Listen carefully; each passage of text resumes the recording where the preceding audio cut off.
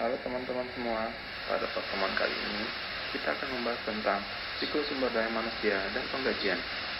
Video pembelajaran ini dipersembahkan oleh kelompok 10 SIA kelas 426 dengan anggota Delvian, Nadifa Liviana Wanas, Yohanes Dolsari.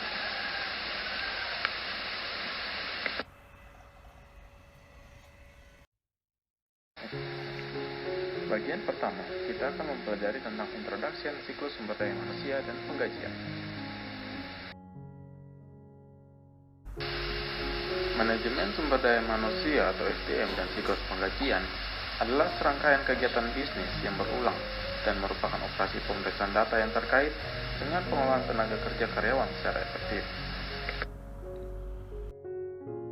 Dalam siklus sumber daya manusia dan penggajian, terdapat beberapa tugas penting yang harus dilakukan oleh perusahaan. Yang pertama, merekrut dan mempekerjakan pegawai baru. Kedua, melatih pegawai. Ketiga, memberikan tugas atau pekerjaan yang sesuai dengan kompetensi pegawai. Yang keempat, memberikan kompensasi atau gaji. Yang kelima, mengevaluasi kinerja pegawai. Yang keenam, memberhentikan pegawai secara sukarela atau dipecat. Nah, tugas 1 dan 6 dilakukan hanya satu kali untuk setiap karyawan, sementara tugas 2 sampai dengan tugas 5 dilakukan berulang kali selama karyawan bekerja untuk perusahaan. Di banyak perusahaan, kedua sistem ini terpisah secara organisasi, di mana sistem manajemen sumber daya manusia biasanya menjadi tanggung jawab direktur sumber daya manusia, sedangkan sistem penggajian dilakukan oleh seorang controller.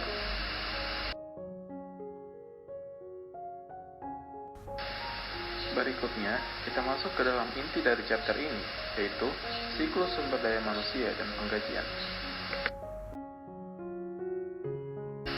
Keberhasilan sebuah organisasi tergantung pada karyawan yang terampil dan termotivasi karena pengetahuan dan keterampilan yang mereka miliki, sehingga mempengaruhi kualitas barang dan jasa yang akan dihasilkan. Misalnya di kantor akuntan, pengetahuan dan keterampilan karyawan adalah komponen utama dari produk perusahaan, dan biaya tenaga kerja merupakan biaya utama yang dikeluarkan untuk menghasilkan pendapatan. Dengan demikian, beberapa analis berpendapat bahwa keterampilan dan pengetahuan karyawan mungkin bernilai beberapa kali lipat dari nilai aset berwujud, seperti properti dan peralatan.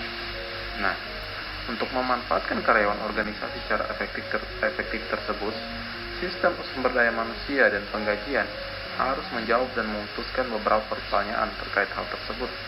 Di antaranya, berapa banyak pegawai yang diperlukan, karyawan khusus apa yang dibutuhkan, kompetensi gap, requirement versus available, apakah training efektif untuk dilakukan, mengevaluasi kinerja, meningkat atau menurun, serta adakah masalah turnover, absensi, dan disiplin. Untuk lebih efektif menggunakan pengetahuan dan keterampilan karyawan, banyak organisasi telah terlibat dalam sistem manajemen pengetahuan. Sistem manajemen pengetahuan merupakan perangkat lunak yang menyimpan dan mengatur keahlian yang dimiliki oleh masing-masing karyawan, sehingga pengetahuan tersebut dapat dibagikan dan digunakan oleh orang lain. Contohnya, sebuah perusahaan konsultan profesional seringkali menyediakan layanan serupa untuk banyak klien yang berbeda. Perangkat lunak manajemen pengetahuan memungkinkan konsultan untuk menyimpan solusi mereka untuk masalah khusus dalam database. Seringkali, solusi tersebut dapat digunakan sebagai bahan untuk menjawab kebutuhan klien lain. Penggunaan kembali pengetahuan semacam itu menghemat waktu untuk keterlibatan di masa depan. Berikut ini adalah diagram konteks sistem penggajian. Ini menunjukkan bahwa ada 5 sumber utama input ke sistem penggajian. Departemen Manajemen Sumber Daya Manusia menyediakan informasi tentang perubahan tingkat pembayaran karena kenaikan gaji dan promosi. Karyawan terlibat dalam perubahan dalam pengurangan gaji mereka, misalnya kontribusi untuk program pensiun. Berbagai departemen menyediakan data tentang jam kerja aktual karyawan. Lembaga pemerintah memberikan tarif pajak dan instruksi untuk memenuhi persyaratan peraturan. Demikian pula, perusahaan asuransi dan organisasi lain memberikan instruksi untuk menghitung dan mengirimkan berbagai pemotongan. Cek adalah output utama dalam sistem penggajian. Karyawan menerima gaji individual sebagai kompensasi atas layanan mereka atau atas pekerjaan mereka. Cek penggajian dikirim ke bank untuk mentransfer dana dari akun reguler perusahaan ke akun penggajiannya. Cek juga dikeluarkan untuk agen pemerintah, perusahaan asuransi, dan organisasi lain untuk memenuhi kewajiban perusahaan, misalnya pajak dan premi asuransi. Selain itu, sistem penggajian akan menghasilkan berbagai laporan yang akan kita bahas nanti. Terdapat 5 aktivitas utama dalam siklus manajemen sumber daya manusia dan penggajian. Yang pertama, memperbarui data induk gaji. Departemen Manajemen Sumber Daya Manusia bertanggung jawab untuk memperbarui database master penggajian untuk perubahan yang dilakukan secara internal terkait dengan pekerjaan. Sedangkan, Departemen Penggajian memperbarui informasi tentang tarif pajak dan pengurangan gaji lainnya ketika menerima pemberitahuan perubahan dari berbagai unit pemerintah dan perusahaan asuransi. Catatan karyawan yang berhenti atau dipecat tidak boleh segera dihapus, karena beberapa laporan pajak akhir tahun memerlukan data tentang semua karyawan yang bekerja untuk organisasi kapan saja sepanjang tahun. Kesimpulannya, memperbarui data induk gaji merupakan kegiatan yang memperbarui file induk penggajian untuk mencerminkan berbagai jenis perubahan penggajian, seperti mempekerjakan orang baru, pemberhentian karyawan, serta perubahan tingkat gaji. Aktivitas yang kedua adalah validasi data waktu dan kehadiran. Departemen Penggajian bertanggung jawab untuk memvalidasi catatan waktu karyawan. Nah, bagaimana data waktu dan kehadiran karyawan dikumpulkan? Itu sangat tergantung pada status atau skema pembayaran karyawan. Contoh skema pembayaran yang pertama insentif dan bonus, yang kedua kartu waktu, yang digunakan untuk membayar pegawai berdasarkan pada jam kerja mereka. 3. Mempersiapkan penggajian. Ada beberapa hal yang harus diperhatikan dalam mempersiapkan penggajian, yaitu data mengenai jam kerja, informasi level gaji yang dapat diperoleh dari file induk penggajian, dan orang yang membuat cek pembayaran, yang mana seharusnya tidak boleh membuat rekor baru ke file induk. Dalam mempersiapkan penggajian, ada beberapa prosedur yang harus dilaksanakan. Yang pertama, file transaksi penggajian harus diurutkan berdasarkan nomor pegawai. Kemudian dari file tersebut akan dihitung gaji kotor, potongan penghasilan yang berupa potongan untuk PPh dan potongan sukarela, dan gaji bersihnya. Setelah itu, daftar penggajian dan cek gaji pegawai dicetak. Kemudian, semua potongan penggajian tadi itu akan dijumlahkan, dan totalnya akan dikurangkan dengan gaji kotor hingga mendapatkan gaji bersih. Akhirnya, daftar penggajian dan cek gaji pegawai dapat dicetak. Tapi sebelumnya, mengenai jenis pemotongan penggajian tadi, teman-teman pasti sudah tahu apa itu potongan pajak penghasilan. Kalau potongan sukarela itu dapat berupa dana pensiun, asuransi, dan lain-lain. Teknologi informasi mempunyai beberapa potensi, diantaranya itu menghasilkan dan menyalurkan laporan penggajian elektronis daripada laporan kertas menggunakan terminal online. Kemudian berpotensi juga menciptakan intranet perusahaan, yaitu semacam jaringan privat yang disediakan perusahaan bagi karyawannya.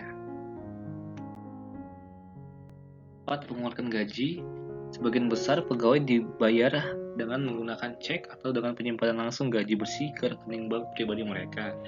Dalam hal mengeluarkan gaji, teknologi informasi berpotensi sebagai tempat penyimpanan langsung ataupun sebagai outsourcing untuk fungsi penggajian dan SDM ke biro jasa penggajian dan organisasi tenaga kerja.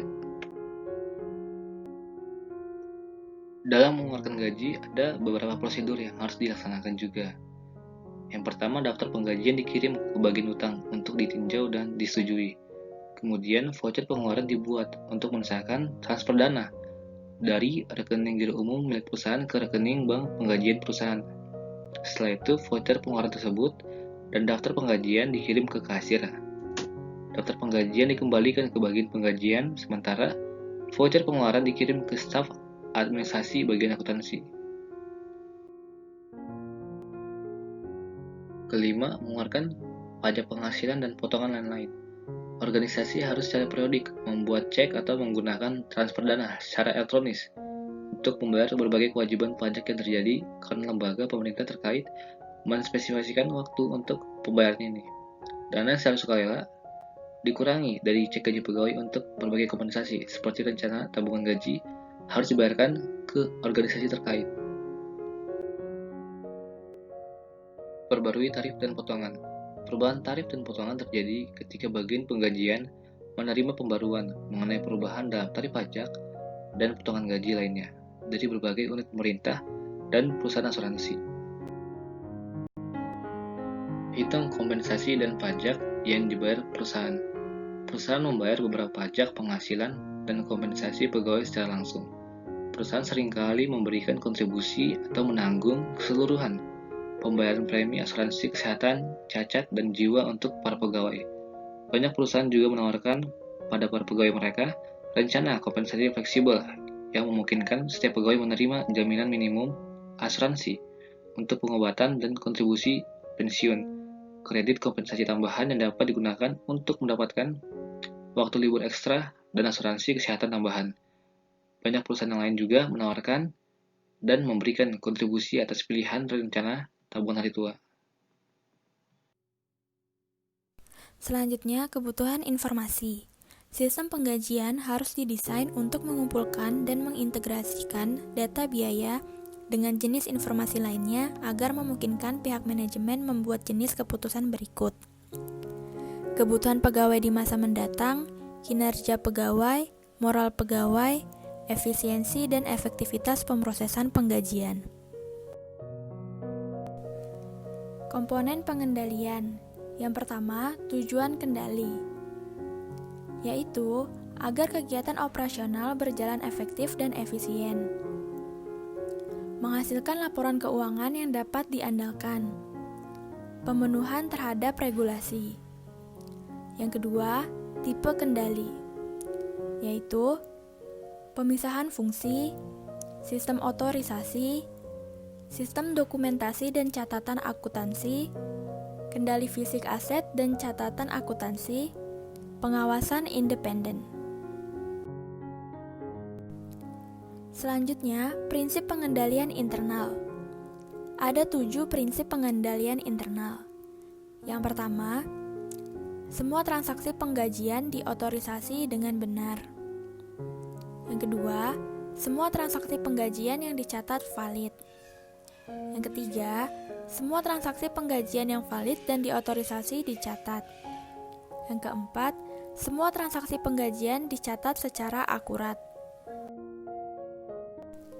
Yang kelima, peraturan pemerintah terkait yang berhubungan dengan pengiriman pajak dan pengisian pelaporan penggajian serta manajemen sumber daya manusia telah terpenuhi. Yang keenam, aset, baik kas maupun data dijaga dari kehilangan atau pencurian.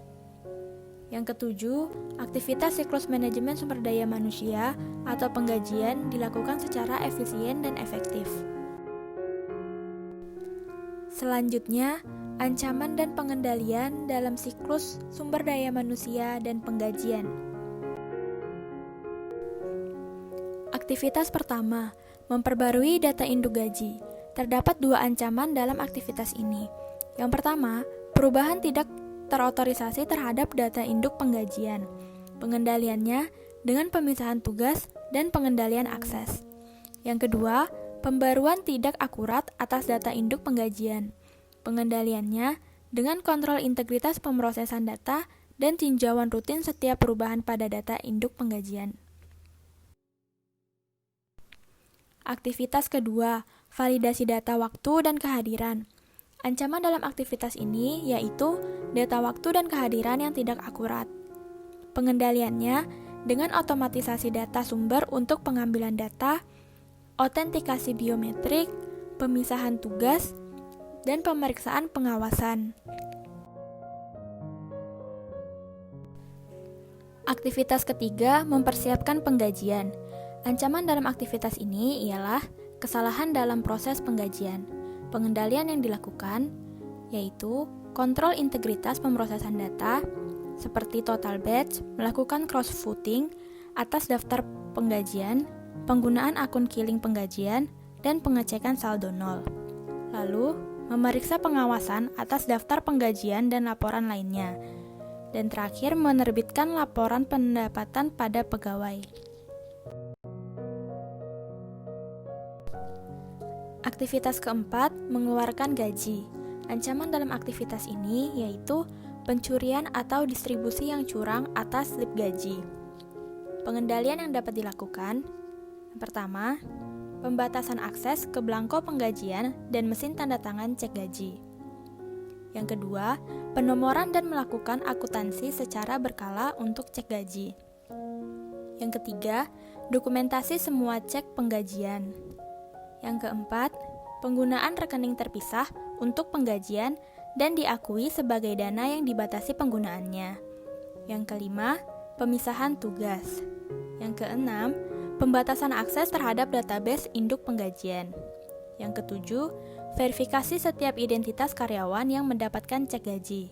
Dan yang terakhir, menyetorkan utang cek penggajian yang tidak diakui dan menyelidiki penyebabnya.